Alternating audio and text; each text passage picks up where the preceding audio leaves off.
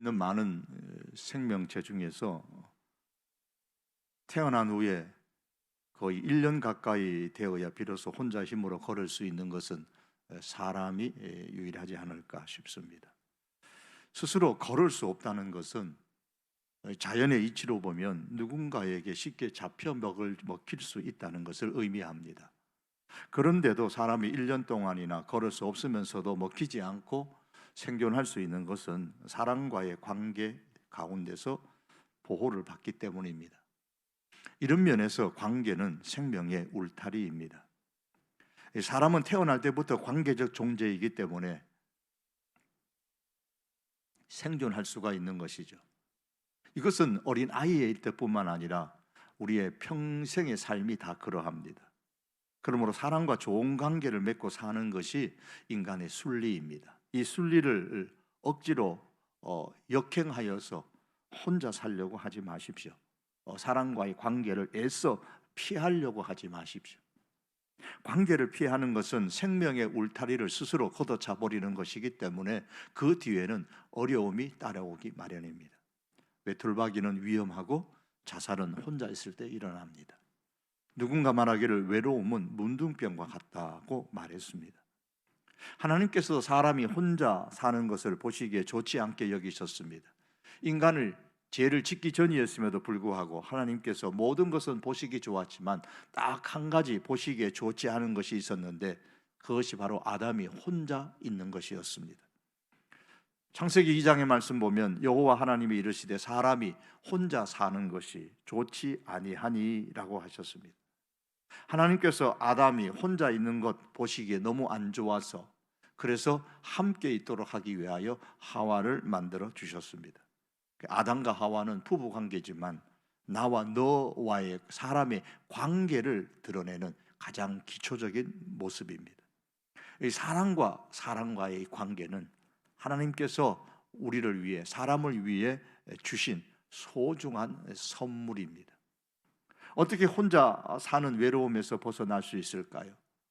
어떻게 하면 혼자 있는 이 두려움에서 벗어날 수 있을까요? 그것은 나 아닌 사람과 의미 있고 지속적인 관계를 맺으면서 사는 것입니다.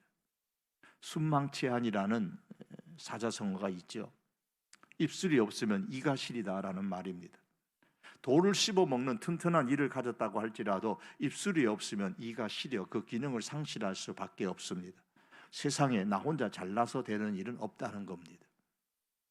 누군가 옆에서 도와주기 때문에 내가 이렇게 잘할 수 있다고 생각을 한다면 내 주변 사람과 의미 있고 지속적인 관계를 계속 맺으며 살아가는 것은 우리는 결코 무시해서는 안 될 것입니다.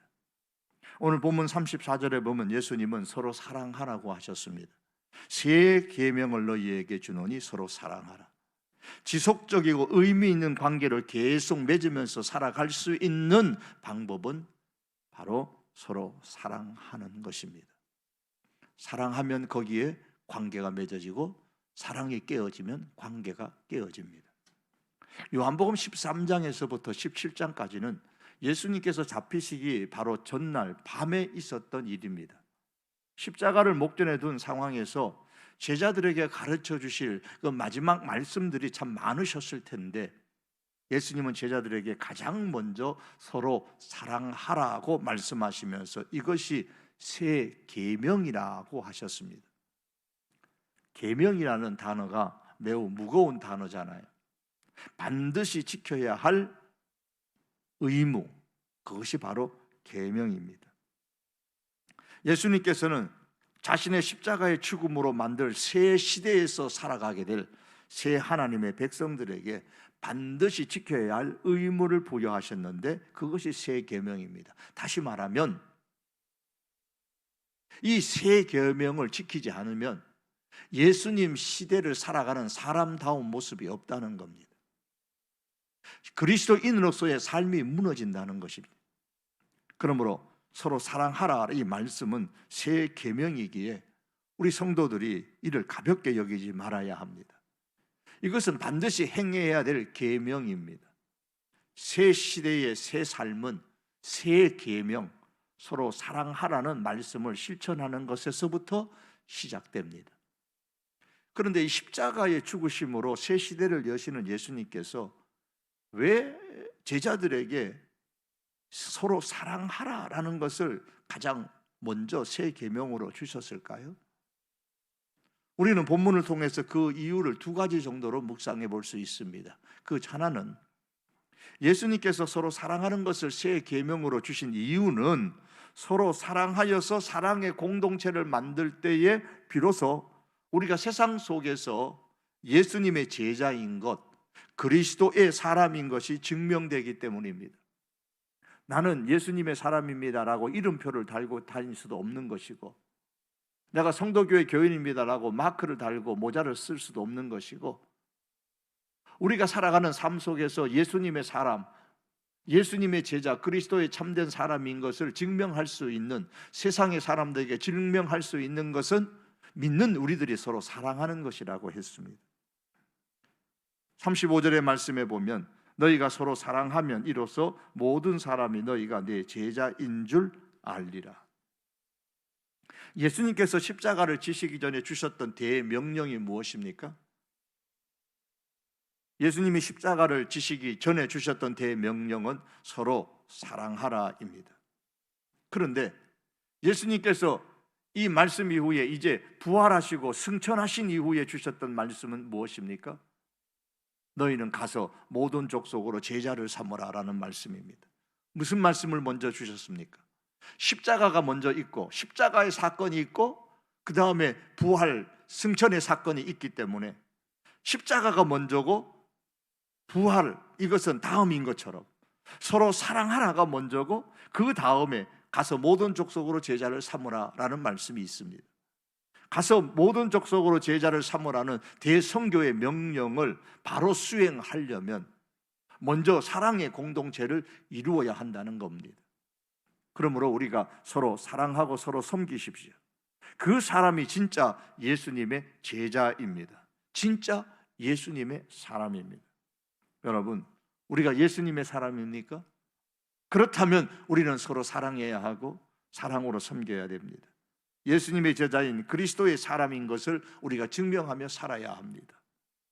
그러면 예수님의 제자인 것을 알 수 있는 사랑이라는 것, 그건 도대체 어떻게 사랑하는 걸까요?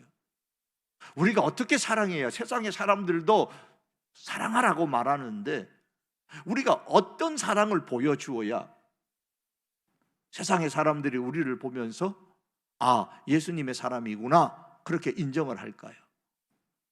34절의 말씀에 보면 예수님은 서로 사랑하라고 하신 이후에 곧 이어서 내가 너희를 사랑한 것 같이 너희도 서로 사랑하라고 하셨습니다. 여기에 우리가 예수님이 말씀하시는 어떤 사랑을 해야 예수님의 제자인 것이 증명될 것인가를 보여주죠. 내가 너희를 사랑한 것 같이. 그렇다면 예수님께서 모델로 보여주신 사랑이 어떤 사랑입니까? 가장 가까이에 있는 말씀을 통해 보면 예수님의 제자인 것을 증명해 줄 수 있는 사랑은, 예수님이 모델로 보여주신 그 사랑은 섬기는 사랑입니다.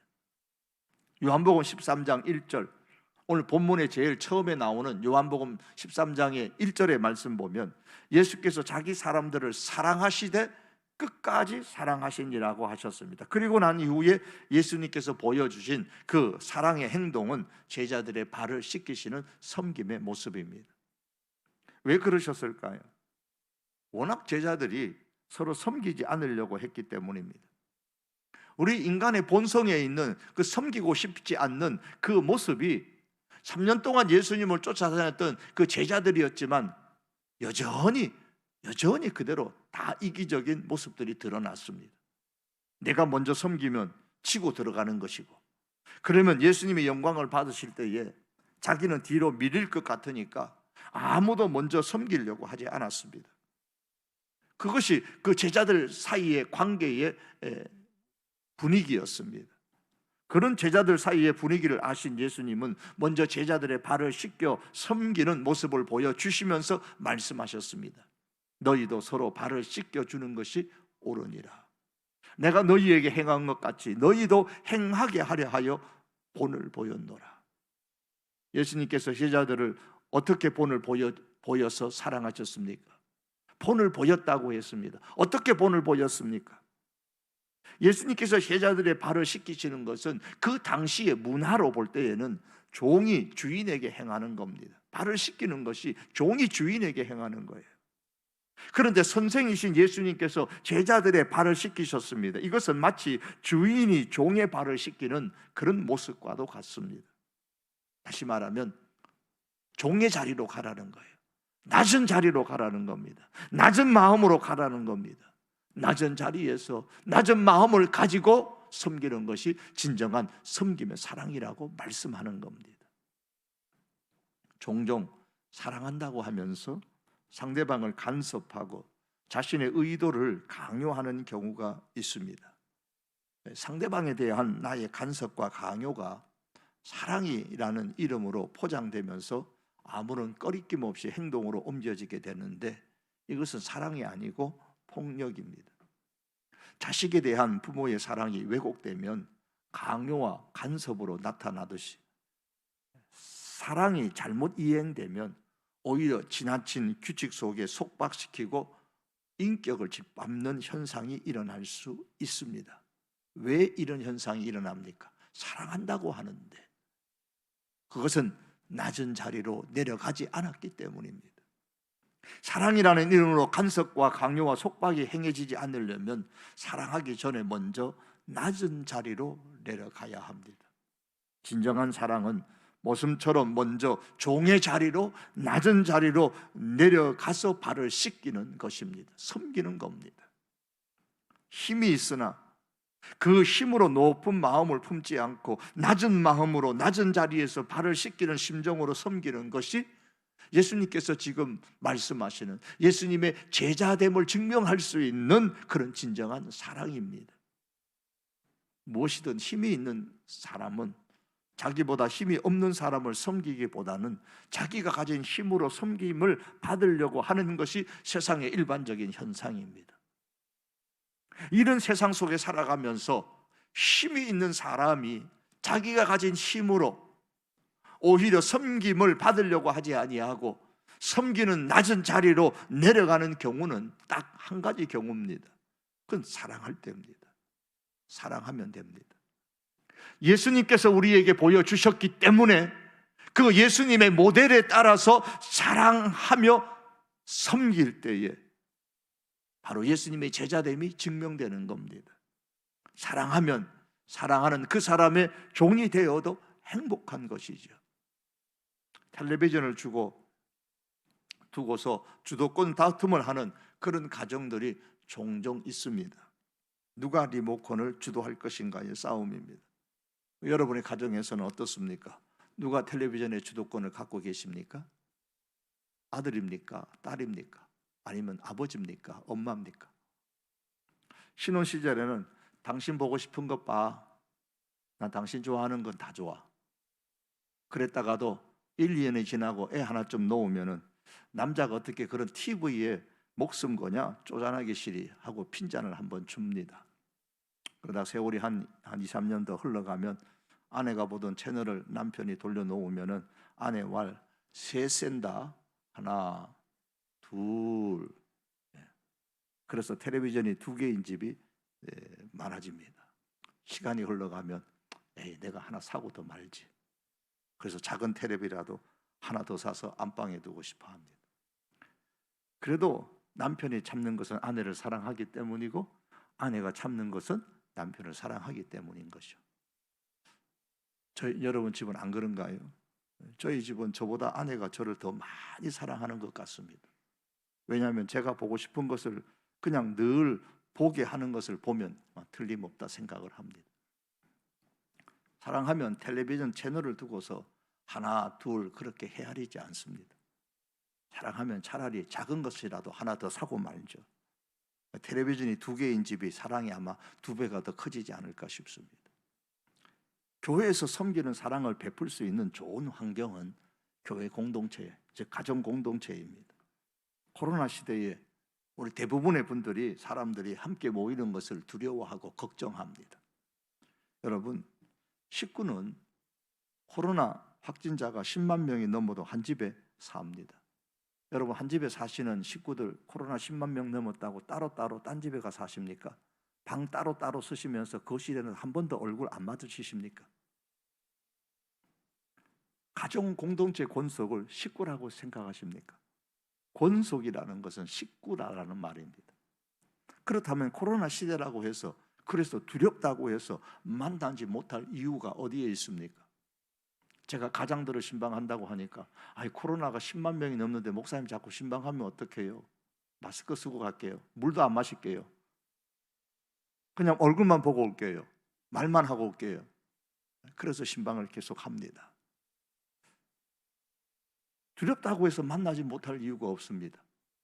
6명까지는 모을 수 있다고 정부에서도 허락을 했으니 코로나 시대라고 해서 6명까지 방역 잘하고 마스크 마착 잘하고 서로 조심하면서 가정 공동체를 모시고 이를 통해서 서로 의미 있고 지속적인 그런 사랑의 관계, 섬기는 관계를 계속 맺어가는 것을 우리는 겁내지 말아야 합니다. 그런데 사랑하며 섬기는 이 가정 공동체를 만들려고 할 때에 주의해야 할 것이 있는데, 그것은 가정 공동체에 모일 때에 하나의 환상을 버려야 됩니다. 여기에는 나처럼 멋지고 지극히 정상적인 사람들이 온다, 이렇게 생각하면 그것은 환상입니다. 아주 지나친 환상입니다. 왜 그럴까요? 자기 자신을 보면 답이 나옵니다. 내 자신을 보면 알잖아요. 내가 완전한 사람입니까? 그렇지 않다면 다른 사람도 마찬가지입니다. 내게 약점이 많다면 다른 사람도 마찬가지입니다. 뭔가 약점이 있는 사람들이지만 모입니다. 그래야 가정 공동체는 사랑을 받으러 오면 상처를 받습니다. 그러나 사랑을 주려고 오면 이보다 더 좋은 공동체는 없습니다. 가정 공동체는 사랑으로 서로 섬기는 공동체입니다. 그러나 섬김을 받으려고 오면 상처를 받습니다. 그 대신 섬기려고 오면 더없이 좋은 공동체입니다. 사랑하는 성도 여러분, 가정 공동체로 오셔서 서로 사랑하시고 서로 섬기십시오. 그 사람에게 복이 있습니다. 왜냐하면 예수님께서 그렇게 말씀하셨기 때문입니다. 제자들의 발을 씻기신 후에 나처럼 너희도 이렇게 섬기라고 말씀하시면서 예수님은 또다시 이렇게 말씀합니다. 너희가 이것을 알고 행하면 복이 있으리라. 섬기는 사람이 복이 있다는 말씀입니다. 그러므로 가정 공동체는 섬기고 복 받는 것이고, 가정 공동체는 사랑하고 복 받는 곳입니다.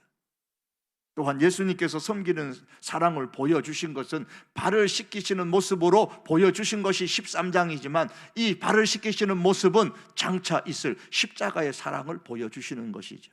그러므로 예수님께서 섬기는 사랑을 보여주신 아주 최고의 모델은 십자가의 사랑입니다. 예수님의 그 낮은 자리에서의 섬기는 사랑은 발을 씻기는 것으로 끝난 것이 아니라 우리의 구원을 위해 자기 목숨을 버리는 것으로 나타났습니다. 그러므로 예수님의 제자인 것이 세상 사람들에게 증명될 수 있는 그 사랑은 십자가의 사랑입니다. 자기의 목숨을 주는 사랑을 우리 성도들이 하는 것입니다. 후일에 예수님의 제자인 요한은 예수님의 그 서로 사랑하라라는 이 본문의 말씀, 제자들의 발을 씻기신 그 예수님의 말씀을 깊이 깨닫고서 이렇게 말합니다. 요한일서 3장 16절에서 그가 우리를 위하여 목숨을 버리셨으니, 예수님께서 우리를 위하여 목숨을 버리는 십자가의 사랑을 주셨으니 우리가 이것을 안다면 우리가 사랑하는 게 마땅하다. 우리도 형제들을 위하여 목숨을 버리는 것이 마땅하도다라고 했습니다. 그래도 그렇지 우리가 어떻게 목숨을 버리는 사랑을 할 수 있단 말입니까? 그러나 여러분, 목숨을 버리는 사랑을 아주 거창하게 생각하면 평생 할 수 없습니다. 사도 요한은 목숨을 버리는 이 사랑을 그 다음의 말씀인 요한일서 3장 17절에서 이렇게 실천하라고 말합니다. 누가 이 세상의 재물을 가지고 형제의 궁핍함을 보고도 도와줄 마음을 닫으면 하나님의 사랑이 어찌 그 속에 거하겠느냐.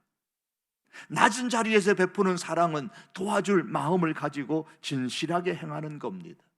십자가의 사랑은 내가 가져 있는 것으로 사랑하는 겁니다. 이것이 목숨을 버리는 사랑의 출발점입니다.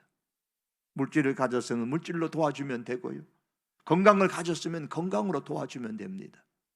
아니면 내가 만원 가졌으면 10원 갖고 있는 사람은 도와줄 수 있잖아요.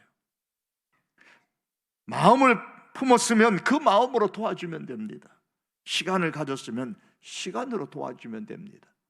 내가 가진 것으로 도와주는 것이 목숨을 버리는 사랑의 출발점입니다. 놀부가 대청마루에 누워서 낮잠을 자고 있었는데 그때 스님이 한 분이 찾아와서 시주 좀 하라고 했습니다. 그러자 놀부는 코웃음을 치면서 빨리 내 눈앞에서 사라지라고 말합니다. 그러자 스님이 눈을 감고 사라지지는 않고 목탁을 두드리면서 불경을 외웠습니다. 놀부 앞에서 불경을 외우기를 가나바라 가나바라 가나바라 가나바라 그랬습니다. 놀부가 그것을 듣고는 잠시 눈을 감고 생각하더니만 그도 불경을 외우기 시작했습니다. 주나바라 주나바라 주나바라 그래. 여러분, 주나바라 주나바라 그렇게 외우면서 나는 목숨을 버리는 데까지 사랑할 수 없다고 미리 단정하지 말고 내가 가지고 있는 것으로 도와줄 마음을 품고 그렇게 진실하게 사랑하십시오. 내게 있음에도 불구하고 도와줄 마음조차 닫아버리면 목숨을 버리는 사랑은 영영 할 수가 없습니다. 예수님께서 모델로 보여주신 그 사랑을 우리가 할 수가 없고 예수님의 제자됨을 세상 가운데서 증명할 수 없습니다. 예수님께서 십자가로 만드신 새 시대의 삶은 새 계명, 즉 사랑에 기초한 삶입니다. 서로 사랑하라는 이 새 계명을 실천함으로 통해서 의미 있는 관계를 지속적으로 맺으며 낮은 자리에서 십자가의 그 사랑으로 살아감으로 통해서 예수님의 제자인 것을 증명하며 우리가 살아가십시다. 새 시대를 여시는 예수님께서 서로 사랑하라는 것을 새 계명으로 주신 또 다른 하나의 이유가 있습니다. 그것은 세상이 예수님의 사람들을 미워하기 때문입니다. 다시 말해서 서로 사랑할 때에 세상 속에서 믿음을 지킬 수 있는 힘이 솟아나기 때문입니다. 그러므로 세상을 살면서 믿음을 지킬 수 있는 비결은 믿는 사람들이 서로 사랑하는 겁니다. 오늘 본문 13장 34절에서 사랑을 새 계명으로 주신 예수님은 이제 15장 12절에서 다시 사랑을 강조합니다. 14장에도 역시 후반부에 가면 사랑에 관한 말씀을 하십니다. 같은 날 밤에 같은 시간에 하신 말씀이기 때문에 같은 장소에서 하신 말씀이기 때문에 사랑을 주제로 한 이 가르침은 13장에서 14장 15장까지 계속되고 있습니다. 15장 오늘 12절입니다. 내 계명은 곧 내가 너희를 사랑한 것 같이 너희도 서로 사랑하라 하는 이것이니라. 13장의 말씀과 계속 연결되는 느낌을 우리가 금방 느낄 수가 있죠. 이 말씀을 하신 이후에 예수님은 왜 제자들이 서로 사랑해야 하는지를 이렇게 17절에서 19절의 말씀에서 하셨습니다. 내가 이것을 너희에게 명함은 너희가 서로 사랑하게 하려 함이라. 왜 서로 사랑하게 하도록 말씀하셨는가? 세상이 너희를 미워하면 너희보다 먼저 나를 미워한 줄을 알라. 세상이 너희를 미워하기 때문이라는 거예요. 너희는 세상에 속한 자가 아니요 도리어 내가 너희를 세상에서 택하였기 때문에 세상이 너희를 미워하느니라. 다시 말하면 제자들이 서로 사랑해야 될 이유가 뭐냐? 오늘 우리 성도들이 먼저 사랑해야 되는 이유가 뭔가? 그것은 제자들을 세상이 미워하기 때문에, 세상이 교회를 미워하고 세상이 그리스도인들을 미워하기 때문입니다. 다른 특별한 이유보다도 예수님을 믿는다는 그 이유 하나 때문이죠.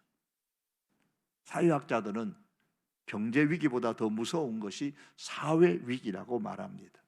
폭력이나 자살, 범죄율이 증가되고 사회 불신이 확장되고 증오심으로 인해서 묻지마 범죄가 증가하고 약자가 이유 없이 강자에 대해서 적개심을 품고 이런 증상들은 모두가 사회 위기의 징후라 그랬습니다.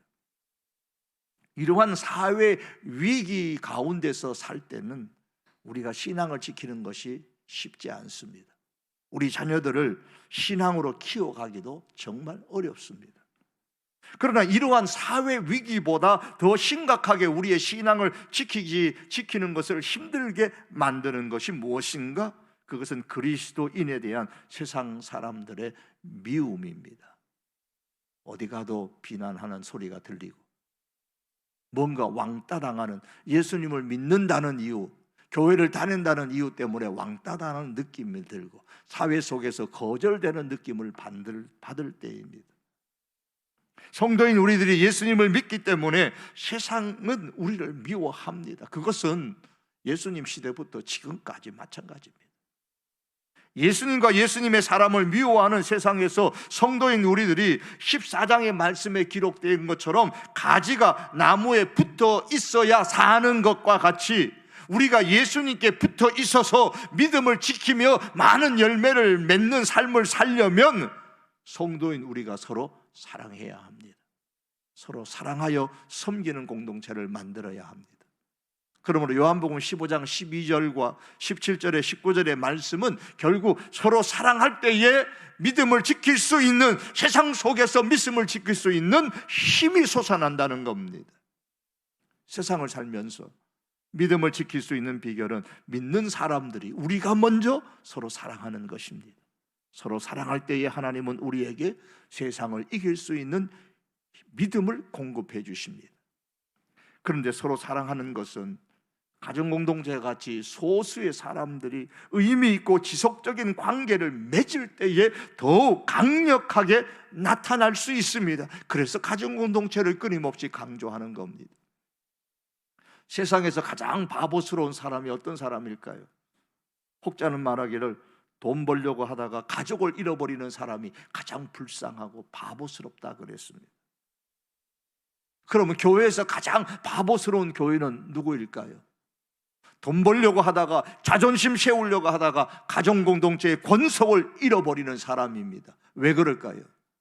가정공동체의 권속을 잃어버린다는 것은 곧 사랑을 잃어버리는 것이요, 사랑의 관계가 깨어진다는 것이고, 성도와의 사랑을 잃어버리게 되면 세상 가운데서 믿음을 잃어버리기 때문입니다.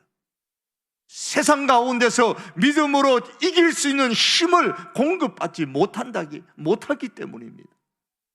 사랑하는 성도 여러분, 서로 사랑하지 않으면 우리의 믿음의 인생은 추운 겨울과 같을 것이고, 서로 사랑하면 우리의 믿음의 인생은 따뜻하게 될 것입니다. 왜냐하면 사랑하면 믿음의 힘을, 따뜻한 주님의 힘을 공급받기 때문입니다. 서로 사랑하면 세상을 이길 수 있는 힘이 생깁니다. 이 힘은 하나님으로부터 옵니다. 서로 사랑함으로써 세상을 이길 수 있는 힘을 하나님께로부터 공급받아서 세상을 이기며 살아가는 우리 하나님의 백성들이 될 수 있기를 원합니다. 말씀을 맺겠습니다. 십자가를 지시려고 붙잡히시기 바로 전날 밤에 예수님께서 세 계명 주셨습니다. 세 계명을 너희에게 주노니 서로 사랑하라. 그러므로 서로 사랑하는 것은 예수님께서 십자가로 만드신 새 시대, 새 삶, 새 계명입니다. 바꿔서 말하면 서로 사랑하지 아니하면 새 시대의 사람으로, 예수님께서 만드신 새 시대의 사람으로 살아가는데 실패한다는 거예요. 삶이 무너진다는 것을 의미합니다. 새 시대의 새 삶으로 서로 사랑하라고 말씀하시면서 왜 우리가 서로 사랑해야 합니까? 주님은 우리에게 말씀하기를, 그래야 너희가 세상 가운데서 나의 제자인 것을 증명할 수 있다고 하셨습니다. 그러므로 서로 사랑함으로 예수님의 제자인 것을 증명하며 살아가십시다. 서로 사랑함으로 통하여서 우리가 그리스도인인 것을, 참된 주님의 사람인 것을 세상 가운데 드러내며 살아가십시다. 낮은 자리에서 서로 사랑하여 서로 섬기는 공동체를 만들어 예수님의 사람인 것을 드러내십시다. 세상을 섬기기 전에 먼저 우리 성도들이 교회 안에서, 그리고 가정 공동체 안에서 십자가의 사랑으로 섬기는 성도들이 될 수 있기를 바랍니다. 또한 서로 사랑함으로써 세상을 이기는 힘을 얻읍시다. 세상을 이기는 힘을 하나님께로부터 공급받을 수 있는 것은 우리 예수님의 사람들이 서로 사랑할 때입니다. 세상의 사람을 사랑하기 전에 먼저 예수님의 사람들, 우리들을 먼저 사랑하십시다. 이로 통해 의미 있고 지속적인 사랑의 관계를 계속 맺으면서 이기는 신앙생활 할 수 있는 우리들이 될 수 있기를 주님의 이름으로 축복합니다. 기도하시겠습니다.